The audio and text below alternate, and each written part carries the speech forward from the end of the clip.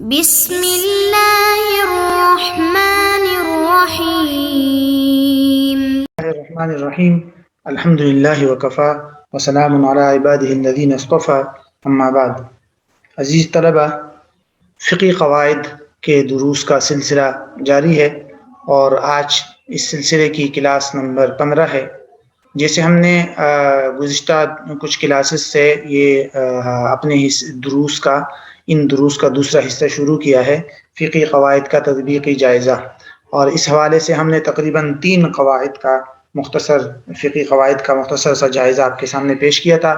آج کی اس نشست کے اندر ہم انشاءاللہ قاعدہ نمبر 4 کا ایک جائزہ جو ہے وہ آپ کے سامنے انشاءاللہ پیش کریں گے. چوتھا قاعدہ جو ہے اس قاعدے کے الفاظ یوں ہے کہ الاصل بقاء ما کان علی ما کان. ترجمہ اس کا یہ ہے کہ اصول یہ ہے کہ جو چیز جیسے پہلے تھی ویسے ہی رہے گی. اصول یہ ہے کہ جو چیز جس طرح پہلے تھی، جس حالت میں تھی، وہ چیز اسی حالت پر رہے گی. تو یہ اصول ہے ایک، اور اس کی مزید تفصیل انشاءاللہ آگے عنوانات سے مزید اس کی وضاحت ہو جائے گی. تو جس طرح ہم نے سابقہ قواعد کے اندر مختلف عنوانات کے تحت جو ہے ہر قاعدے کا تجزیہ کیا تھا، اس قاعدے کو بھی ہم مختلف عنوانات کے تحت اس کا مختصر سا تجزیہ آپ کے سامنے انشاءاللہ ابھی پیش کرتے ہیں. تو اس میں بنیادی طور پر جو پہلا عنوان ہے وہ ہے دیگر تعبیرات. دیگر تعبیرات کا مفہوم یہی ہے کہ یہ قاعدہ جو ہے الاصل بقاء ما کان علی ما کان، یہ دیگر کتابوں میں مختلف الفاظ کے ساتھ جو آیا ہے کسی اور لفظ کے ساتھ، تو وہ الفاظ کیا ہے. تو یہ 3 الفاظ ہے. یہ قاعدہ ان الفاظ کے ساتھ بھی بعض کتابوں کے اندر ملتا ہے. ایک الاصل عدم المسقط والاصل بقاء ما وجب، کہ اصول یہ ہے کہ جب مسقط نہ ہو، یعنی کوئی چیز ساقط کرنے والی چیز نہ ہو، تو اور اصول یہ ہے کہ یعنی اصل اصول یہ ہے کہ مسقط نہ ہونا اصل اصول ہے. یعنی عدم جو ہے وہ ہر چیز کے اندر اصل ہوتا ہے کہ اگر ایک چیز سابقہ حالت میں برقرار ہے تو وہ اسی طرح رہے گی، اور اس کو ساقط کرنے والی کوئی چیز نہیں ہوگی جب تک کہ یقیناً ثابت نہ ہو جائے. اور اس طرح جو چیز واجب ہو چکی ہے وہ چیز باقی رہے گی. دوسرا جو اس کی دوسری تعبیر ہے وہ یوں ہے کہ الاصل البناء علی الظاہر واستصحاب الحال ما لم يعلم خلافه. اصول یہ ہے کہ ظاہر اور استصحاب حال پر دار و مدار ہوگا جب تک کہ اس کے خلاف کا یعنی کہ علم نہ ہو جائے. استصحاب حال کا بھی یہی مطلب ہوتا ہے کہ ایک چیز جس حالت میں ہے اس کو اسی طرح برقرار رکھا جائے. اس کی مزید تفصیل انشاءاللہ آگے آئے گی. اور اسی طرح تیسری تعبیر ہے القدیم یترک علی قدمہ، کہ جو چیز زمانے قدیم سے جیسے چلی آ رہی ہو اس کو اسی حالت پر چھوڑ دیا جائے گا. تو بہرحال یہ 3 تعبیرات ہے جو اس قاعدے کے لیے دیگر کچھ کتابوں کے اندر یوں بھی اس قاعدے کو ذکر کیا جاتا ہے.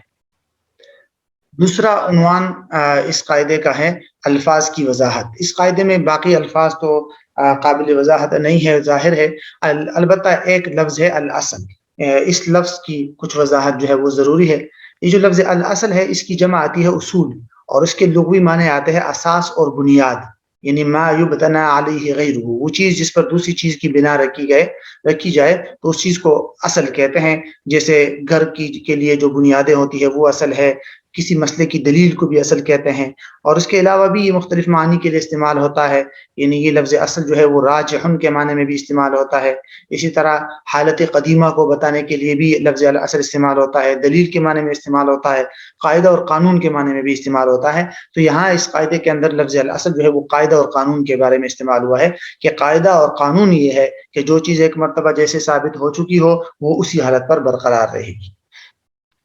اس کے بعد جو تیسرا عنوان ہے وہ ہے قاعدے کا مفہوم. اس قاعدے کا مختصر مفہوم جو ہے وہ بھی سمجھ لینا ضروری ہے. اس کی کچھ وضاحت تو پہلے ہو چکی تھی، لیکن یہاں مزید کچھ تھوڑا سا مفہوم اس کا ذہن میں رکھنا ضروری ہے.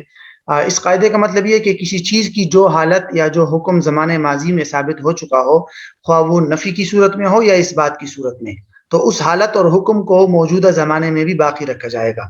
لہٰذا اگر کوئی تنازع ہو جائے، جھگڑا ہو جائے کسی کام یا کسی بھی معاملے کے حوالے سے، تو ایسی صورتحال میں قاضی دیکھے گا کہ اگر اس چیز پر کوئی دلیل نہیں ہے فی الفور، تو قاضی زمانے ماضی کو بنیاد بنائے گا کہ زمانے ماضی میں وہ چیز جیسے تھی اسی طرح اس پر فیصلہ کیا جائے گا، اسی حالت میں اس کو برقرار رکھا جائے گا. ہاں اگر اس کے خلاف کوئی دلیل موجود ہے تو پھر ایسی صورت میں سابقہ حالت کو تبدیل کر دیا جائے گا. اسی کو فقہ کے اندر جو ہے وہ استصحاب کا نام بھی دیا جاتا ہے، اور اس سے بہت سارے قواعد بھی جو ہے فقہاء کے ہاں بہت سارے قواعد اس قسم کے سچویشن اور حالت کے لیے موجود ہے. بہرحال تو یہ اس قاعدے کا مفہوم ہے کہ جو چیز زمانے ماضی میں جس حالت میں تھی جیسے تھی اس کو اسی حالت میں برقرار رکھا جائے گا. ہاں البتہ اگر اس کے خلاف کوئی قوی دلیل، مضبوط دلیل سامنے آ گئی تو پھر اس دلیل کی بنیاد پر اس حالت کو تبدیل کر دیا جائے گا. اب اگلے عنوان میں یہ دیکھتے ہیں کہ وہ مخالف دلائل کون سے ہیں جن کی بنیاد پر کسی چیز کی سابقہ حالت کو تبدیل کر دیا جائے گا اور ایک نیا حکم جو ہے وہ جاری کیا جائے گا. قاضی یا جو بھی فیصلہ کرنا ہو تو اس صورتحال میں وہ پھر نیا فیصلہ کرے گا اور زمانے ماضی کی حالت کو برقرار نہیں رکھے گا. تو اس طرح کے جو مخالف دلائل ہوتے ہیں وہ چار ہیں. ایک بینہ یعنی کہ گواہی، کہ باقاعدہ گواہی سے یہ بات ثابت ہوگی کہ بھئی زمانے ماضی میں جو حالت ثابت تھی وہ حالت تبدیل ہو چکی ہے اور گواہوں نے گواہی دے دی، تو پھر قاضی گواہوں کی بنیاد پر فیصلہ کرے گا، اس چیز کی زمانے ماضی کی حالت کو برقرار نہیں رکھے گا. دوسری چیز ہے اقرار، کہ ایک انسان خود اپنے حالت یا اپنے بارے میں کسی چیز کا اقرار کر لے تو اس کی بھی سابقہ حالت تبدیل ہو جائے گی اور اقرار کی بنیاد پر اس پر نیا حکم لاگو کیا جائے گا. تیسری چیز ہے نقول، یعنی قسم کھانے سے انکار کرنا، کہ دو آدمیوں کے درمیان میں تنازع ہوا اور جو مدعا علیہ ہے جس کے خلاف عدالت میں معاملہ چل رہا ہے، اگر اس سے قاضی نے مطالبہ کیا کہ بھئی آپ قسم کھائے تو اور اس نے قسم کھانے سے انکار کر دیا، تو ایسی صورتحال میں قاضی اس قسم سے انکار کی بنیاد پر کو جو بھی فیصلہ ہو فیصلہ کرے گا اور کسی بھی اس تنازع کے حوالے سے سابقہ حالت کو برقرار نہیں رکھے گا، بلکہ مدعا علیہ کے قسم کھانے سے انکار کی بنیاد پر قاضی فیصلہ کرے گا. اور چوتھی جو چیز ہے، جو چوتھی دلیل ہے، اس کو کہتے ہیں قرینہ قاطعہ، یعنی واضح اور یقینی علامت. بعض مسائل میں فقہاء نے ظاہری علامات کو بھی دلیل مخالف کا درجہ دیا ہے، لیکن ایسی علامتوں جو یقین کے درجے تک پہنچ چکی ہو تو ایسی صورتحال میں پھر ایسی علامات کی بنیاد پر جو یقین کے درجے تک پہنچ چکی ہو، قاضی اس طرح کی علامات کی بنیاد پر بھی سابقہ حالت کے اندر جو ہے وہ تبدیلی کا حکم جاری کر سکتا ہے. تو بہرحال یہ جو ہے یہ مخالف دلائل اس کو ان کو کہتے ہیں کہ ان کی بنیاد پر کسی چیز کی سابقہ حالت کو تبدیل کیا جا سکتا ہے. اس کے بعد اگلا جو عنوان ہے وہ ہے استصحاب. پہلے استصحاب کا لغوی اور اصطلاحی مفہوم سمجھنا ضروری ہے. استصحاب کے حوالے سے یہ تین باتیں سمجھنا بہت ضروری ہے. ایک لغوی اصطلاحی مفہوم یا تعارف، نمبر دو استصحاب کی اقسام، اور نمبر تین استصحاب کی حجیت. جہاں تک استصحاب کے تعارف کی بات ہے کہ استصحاب کس کو کہتے ہیں، تو استصحاب کا جو لفظ ہے یہ اس کے اصل جو حروف اصلی ہے وہ صاد، حا اور با ہے. لغوی طور پر اس کے معنی آتے ہیں صحبت، رفاقت طلب کرنا اور کسی چیز کا مستمر اور دائم رہنا، یہ اس کے معنی آتے ہیں. جہاں تک اصطلاحی تعریف ہے استصحاب کی کہ اس کی اصطلاحی تعریف کیا ہے، تو شیخ مصطفیٰ الزرقانی یا شیخ احمد الزرقانی جو ہے اس کی بڑی اہم تعریف کی ہے. علماء نے مختلف الفاظ میں اس کی تعریف کی ہے، لیکن یہ جامع تعریف ہے کہ هو عبارت عن الحکم على امر ثابت فی وقت بثبوته فی وقت آخر. کیا مفہوم ہے اس کا؟ کہ جو بات کسی وقت میں ثابت ہو چکی ہو اس کو کسی دوسرے وقت میں ثابت مان لینا، یہ استصحاب ہے.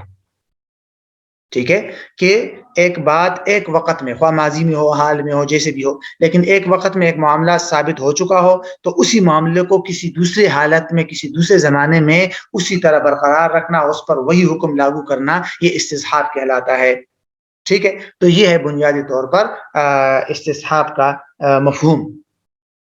اس کے بعد جو اقسام ہے اور حجیت ہے، ان دونوں کو انشاءاللہ اگلی نشست کے اندر پھر دیکھتے ہیں.